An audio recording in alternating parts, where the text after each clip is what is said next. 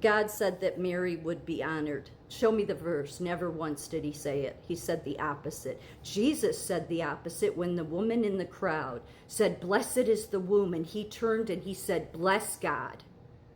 He didn't agree. He was redirecting her. No, bless God. But show me. God never says it. God doesn't say it, nor does Jesus. God himself tells Mary, "I'm going to overshadow you. This is not about you." Also, God said that he knew you before you were formed in the womb. He doesn't say you're alive. If that were the case, then the dust of the earth is alive. He's saying he knew you, but he's not saying that you're alive yet. There's a difference between being formed and his breath of life being given to you, causing you to become a living creature. Forming life, forming life, forming knew you, but not life yet. Breath of life in the nostrils, life. Do you think that he didn't? I really, this just blows my mind that, I guess it shouldn't, because the churches have just, they're modern day, all the modern day Pharisees. Do you think that it wasn't important to God that you understood from his eyes, not your understanding?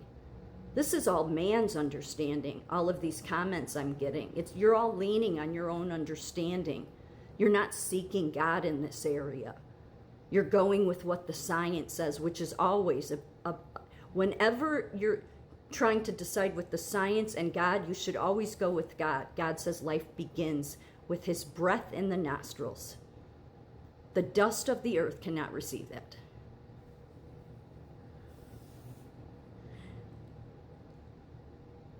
As a Christian, I believe Jesus is God. It says that in the beginning it was the Word, and the Word was with God, and the Word was God. Yeah, key there, isn't it? The Word, his breath.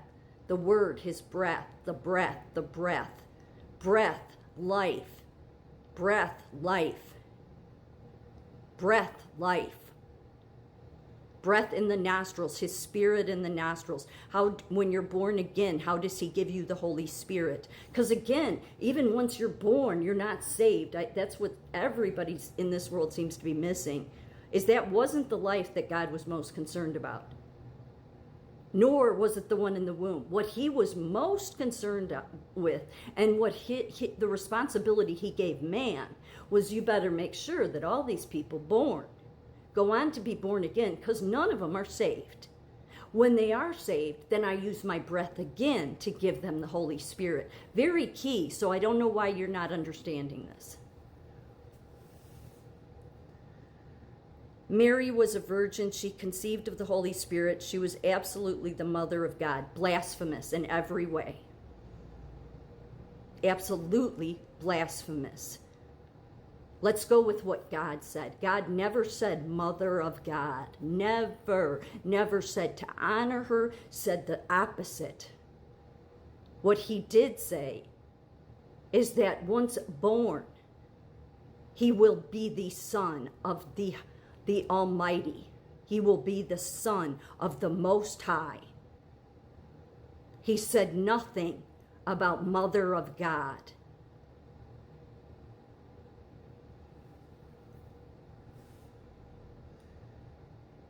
Oh, and he also says that if you call someone a fool, you're in danger of hell.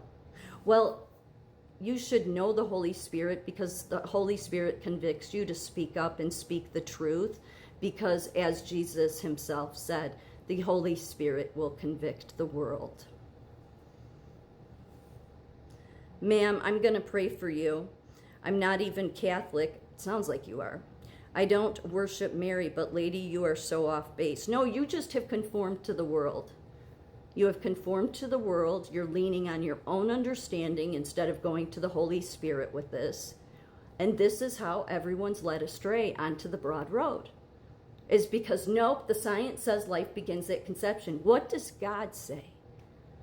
Just because he knew the hairs on your head, just because he knew you before you were born, he doesn't say you're alive. He makes it very clear over and over again, to where when you get in front of him, how will you justify it? Will you say, well, the church told me? And he'll say, well, in Job, I told you in Ezekiel, I told you in Isaiah, everything was my breath. Nothing became alive without my breath. So did you not understand that when I said nostrils, I was saying nostrils for a reason? I didn't just throw it in there for no reason. I was saying nostrils because the breath would be received through there, just like the Holy Spirit would be received that way as well once saved. Genesis 7:22, everything on the dry land in whose nostrils was the breath of life died. Psalm 146, when his breath departs, he returns to the earth. On that very day, his plans perish.